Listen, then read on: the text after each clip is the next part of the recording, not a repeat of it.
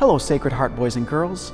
I'm Dr. Nick, the director of the Religious Education program here at Sacred Heart, and I want to talk to you today about the Eucharist, or Holy Communion. The Catechism of the Catholic Church describes the Eucharist as the source and summit of the Christian life, the sacrament of sacraments, and the participation in our Redeemer's sacrifice on the cross. The Eucharist is the body, blood, soul, and divinity of Jesus, not just a symbol of Christ, but Christ truly and really present.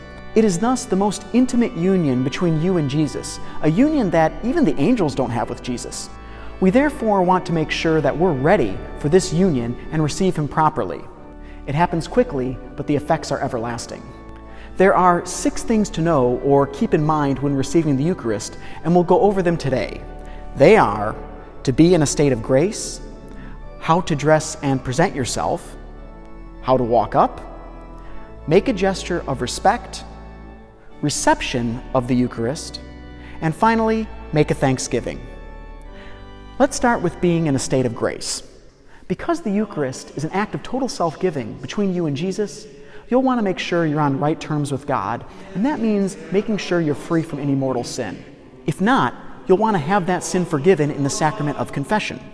If you need a refresher on how to make a good confession, see our video linked in the description below. The next thing is how to dress and present yourself. Jesus is the creator of the world, the king of the universe. If you were going to meet the President of the United States, you would do everything you can to look and dress your best. So, shouldn't you do the same when you meet Jesus in the Eucharist? For your very first communion, there's a special dress code, but outside of your first communion, for boys this might mean a dress shirt and a nice pair of slacks, while for girls this could mean a dress, jumper, or skirt. Some people don't have a lot of outfits to choose from, and that's okay. If all you have or your only clean clothes are a pair of sweatpants, then it's okay to wear that. But if you have a choice between a nice pair of khakis or ripped up jeans with paint on them, go with the khakis. In addition to trying to dress well, you should make yourself look nice. Comb your hair, brush your teeth, and wash your hands. You don't want to be receiving the Eucharist with dirt, marker, or other unidentified substances on your hands. If you have long hair, you'll also want to make sure that this is brushed back and not in your face when you receive. Next, we'll look at how to walk up. In order to receive the Eucharist, you'll need to process up from the pew to the priest. Process up in an orderly, controlled manner. Fold your hands in a prayer posture and keep your body in control. Don't sway, look around, or flail your arms. Remember, how you present yourself on the outside reflects your feelings on the inside. Next comes the gesture of respect. As the person in front of you is receiving the Eucharist, make a sign of respect to Jesus. This can be either a profound bow or a genuflection. Remember, be in control of your body. Think about what you're doing and move slowly. The purpose is not to get it over with, but to show respect to Jesus. If you're wearing a mask, this is also the time to pull it down. Now comes the actual reception of the Eucharist. When it's your turn, walk right up to Father. He needs to be able to reach you without extending his arm too far, so don't leave too much space, but don't come too close to the point where he can't move. About a foot away is just right. Perfect. There are 2 acceptable ways to receive the Eucharist, either directly on the tongue or in the hand. You should talk with your parents and priest about what the preferred method of reception is, but ultimately, this is up to you. If you choose to receive on the tongue, approach the priest with hands folded and keep them folded. The priest will say, "Body of Christ," and you respond with, "Amen." Then open your mouth nice and wide and stick out your tongue so that the priest has a large area to place the Eucharist. If you don't open your mouth wide enough or are scared of him touching your tongue, you run the risk of dropping the Eucharist, which would be a real disaster.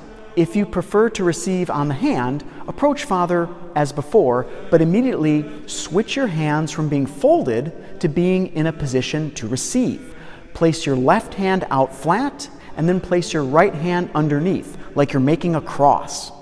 St. Cyril says, "In approaching the Eucharist, come not with your wrists extended or your fingers spread, but make your left hand a throne for the right, as for that which is to receive a king." As St. Cyril says, think of your hands as a throne on which you receive Jesus. Even if you're left-handed, your left hand is on top and your right hand is on the bottom. The priest will say, "Body of Christ," and you respond with, "Amen." He will place the host in your left hand. You then move your right hand from underneath, keeping your left hand still, pick up the host, and receive it. While this seems simple, there are many places where this can go wrong. If you don't hold your hands correctly, you run the risk of fumbling the host. You have the same problem if you forget to take your mask off. Don't shovel in the Eucharist, bite off part of it, or put your face into your hands like you're eating out of a trough. Remember, this is Jesus Christ himself that you're receiving, not just some symbol of him, so show the proper love and affection for him when receiving. After receiving, you can cross yourself either while walking back to your pew, or you step out of the way, face the sanctuary, cross yourself, and then make your way back to your pew. Just because you've received the Eucharist doesn't mean it's over. In fact, this is one of the most beautiful parts of the Eucharist, which is making a thanksgiving. When you get back to your pew, kneel down, pray, and make a thanksgiving where you thank Jesus for all the good gifts he's given you. There's a wonderful Bible passage from the book of John where, during the Last Supper, St. John records that one of his disciples, whom Jesus loved, was reclining against Jesus' chest. After receiving the Eucharist, you are that disciple that Jesus loves. So take the opportunity to recline your head against Jesus' chest, thanking him for all he's given you and listening to his beating heart. Now that you know how the reception of Holy Communion works, practice your part. Practice how you will walk, how you will bow, and how you'll hold your hands so that you'll be prepared on the day of your first communion. The Eucharist is the greatest gift Jesus has given us, and we should be ready to receive Jesus in this sacrament.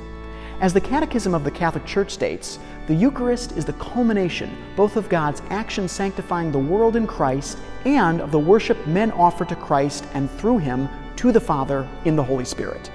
By the Eucharistic celebration, we already unite ourselves with the heavenly liturgy and anticipate eternal life when God will be all in all. I hope your first Eucharist is a truly life-altering experience for you. God love you.